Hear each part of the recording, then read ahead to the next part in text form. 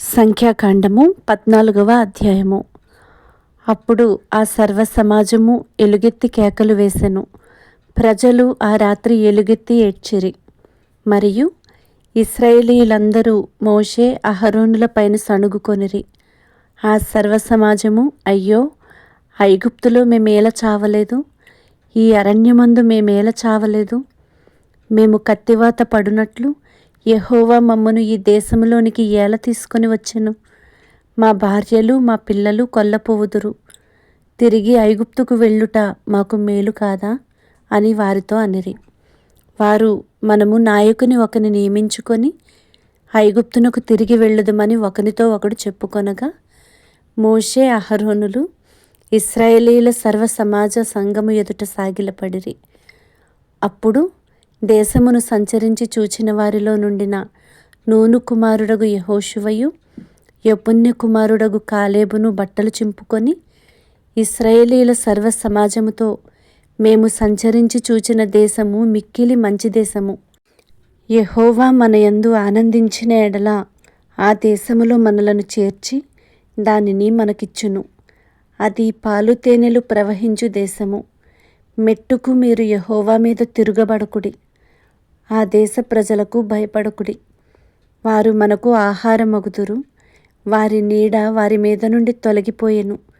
యెహోవా మనకు తోడై ఉన్నాడు. వారికి భయపడకుడనిరి. ఆ సర్వ సమాజము వారిని రాళ్లతో కొట్టి చంపవలెననగా, ప్రత్యక్షపు గుడారములో యెహోవా మహిమ ఇశ్రాయేలీయులకందరికీ కనబడెను. యెహోవా, ఎన్నాళ్ల వరకు ఈ ప్రజలు నన్ను అలక్ష్యము చేయుదురు? ఎన్నాళ్ల వరకు నేను వారి మధ్యను చేసిన సూచక క్రియలన్నిటినీ చూచి నన్ను నమ్మకయుందురు? నేను వారికి స్వాస్థ్యం ఇయ్యక తెగులు చేత వారిని హతము చేసి ఈ జనము కంటే మహాబలము గల గొప్ప జనమును నీ వలన పుట్టించెదనని మోషేతో చెప్పగా, మోషే యెహోవాతో ఇట్లనెను, అలాగైతే ఐగుప్తీయులు దాని గూర్చి విందురు. నీవు నీ బలము చేత ఈ జనమును ఐగుప్తీయులలో నుండి రప్పించితివి గదా. వీరు ఈ దేశ నివాసులతో ఈ సంగతి చెప్పియుందురు. యెహోవా అను నీవు ఈ ప్రజల మధ్యనున్నావనియు, యెహోవా అను నీవు ముఖాముఖిగా కనబడిన వాడవనియు, నీ మేఘము వారి మీద నిలుచుచున్నదనియు, నీవు పగలు మేఘస్తంభములోను రాత్రి అగ్నిస్తంభములోను వారి ముందర నడుచుచున్నావనియు వారు వినియున్నారు కదా. కాబట్టి నీవు ఒక్క దెబ్బతో ఈ జనులను చంపిన ఎడల నీ కీర్తిని గూర్చి వినిన జనములు ప్రమాణపూర్వకముగా తాను ఈ జనులకిచ్చిన దేశమందు వారిని చేర్చుటకు శక్తి లేక యెహోవా వారిని అరణ్యములో సంహరించెనని చెప్పుకొందురు. యెహోవా దీర్ఘశాంతుడును కృపాతిశయుడును దోషమును అతిక్రమమును పరిహరించువాడును, అపరాధిని నిరపరాధిగా ఎంచక 3-4 తరముల వరకు తండ్రుల దోషమును కుమారుల మీదికి తెచ్చువాడునై ఉన్నాడని నీవు చెప్పిన మాట చొప్పున నా ప్రభువు యొక్క బలము ఘనపరచబడును గాక. ఐగుప్తులో నుండి వచ్చినది మొదలుకొని ఇది వరకు నీవు ఈ ప్రజల దోషమును పరిహరించి ఉన్నట్లు నీ కృపాతిశయమును బట్టి ఈ ప్రజల దోషమును దయచేసి క్షమించుమని యెహోవాతో చెప్పగా, యెహోవా, నీ మాట చొప్పున నేను క్షమించి ఉన్నాను. అయితే నా జీవము తోడు భూమి అంతయు యెహోవా మహిమతో నిండుకొని ఉండును. నేను ఐగుప్తులోను అరణ్యములోను చేసిన సూచక క్రియలను నా మహిమను చూసిన ఈ మనుష్యులందరూ ఈ 10 మారులు నా మాట వినక నన్ను పరిశోధించిరి. కాగా వారి పితరులకు ప్రమాణపూర్వకముగా నేనిచ్చిన దేశమును వారు చూడనే చూడరు. నన్ను అలక్ష్యము చేసిన వారిలో ఎవరునూ దానిని చూడరు. నా సేవకుడైన కాలేబు మంచి మనస్సు కలిగి పూర్ణ మనస్సుతో నన్ను అనుసరించిన హేతువు చేత అతడు పోయిన దేశములో అతని ప్రవేశపెట్టెదను.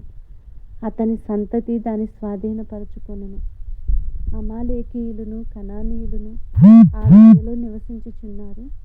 రేపు మీరు తిరిగి ఎర్ర సముద్రపు మార్గముగా అరణ్యమునకు ప్రయాణమై పొండెదరు. మరియు యెహోవా మోషే అహరోనులకు ఈలాగు సెలవిచ్చెను, నాకు విరోధముగా సణుగుచుండు ఈ చెడ్డ సమాజమును నేనెంతవరకు సహింపవలెను? ఇశ్రాయేలీయులు నాకు విరోధముగా సణుగుచున్న సణుగులను వినియున్నాను. నీవు వారితో యెహోవా వాక్కు ఏదనగా, నా జీవము తోడు మీరు నా చెవిలో చెప్పినట్లు నేను నిశ్చయముగా మీ ఎడల చేసేదను. మీ శవములు ఈ అరణ్యములోనే రాలును.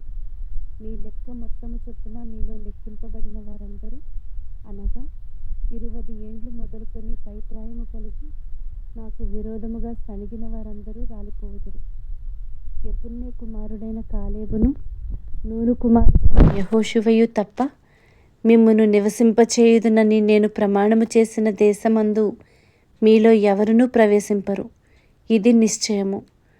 అయితే వారు కొల్లపోవుదురని మీరు చెప్పిన మీ పిల్లలను నేను ఆ దేశము లోపలికి రప్పించెదను.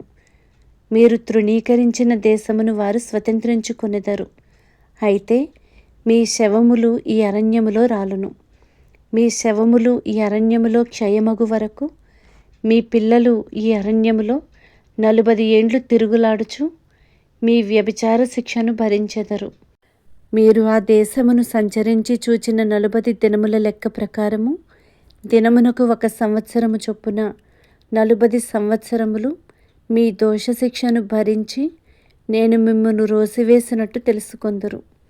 ఇది యెహోవా అను నేను చెప్పిన మాట. నాకు విరోధముగా కూడిన చెడ్డదగు ఈ సర్వ సమాజమునకు నిశ్చయముగా దీని చేసేదను. ఈ అరణ్యములో వారు క్షీణించిపోవుదురు, ఇక్కడనే చనిపోవుదురు అనెను.